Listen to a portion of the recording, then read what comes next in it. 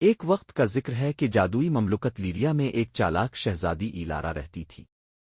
وہ اپنی ذہانت اور مہربان دل کے لیے پورے ملک میں مشہور تھی۔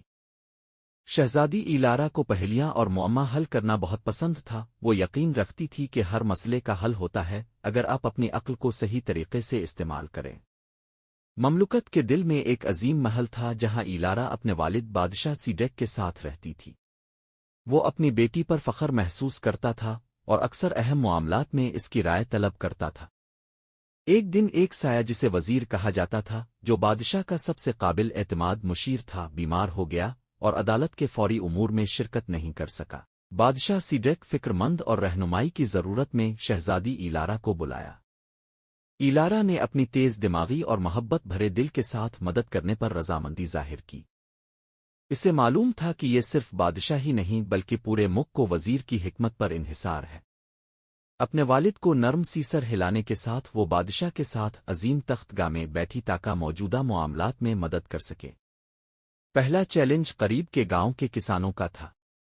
ان کی فصلوں کو کافی بارش نہیں ملی تھی اور بھوک کا خطرہ منڈلا رہا تھا۔ ایلارا نے غور سے سوچا اور پھر ایک حکمت عملی تیار کی کہ گاؤں کے کنووں کو قریب کی دریا سے جوڑنے کے لیے پانی کی نہر کا نیٹ ورک بنایا جائے۔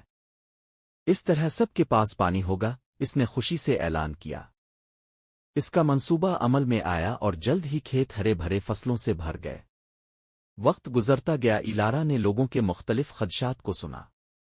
اس نے اپنے ذہین دماغ کا استعمال کرتے ہوئے تاجروں کے درمیان تنازعات حل کیے اور گاؤں والوں کے لیے ایک محفوظ بازار بھی ڈیزائن کرنے میں مدد کی۔ ہر دن وہ زیادہ عقلمند اور ماہر ہوتی گئی، اپنے لوگوں کی محبت اور احترام حاصل کیا۔ ایک ہفتے بعد دانشمند وزیر صحت یاب ہو کر واپس آیا۔ وہ شہزادی کے فیصلوں کے بارے میں سنی کہانیوں سے حیران تھا۔ ایک گرم مسکراہٹ کے ساتھ اس نے ایلارا کے پاس آ کر کہا، شہزادی، اب کی حکمت نے ہمارے عظیم مملکت کے درخت کی سب سے عقلمند شاخوں کو بھی ہلا دیا ہے۔ شہزادی ایلارا نے عاجزی سے جواب دیا، تعلم کے بغیر کبھی بھی حکمت نہیں ہوتی اور سننے کے بغیر تعلم نہیں ہوتی۔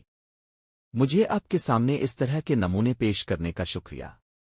بادشاہ سیڈیک اپنی بیٹی پر مزید فخر نہیں کر سکتے تھے۔ انہوں نے اعلان کیا، حکمت والی شہزادی ایک مملکت کا سب سے بڑا خزانہ ہے۔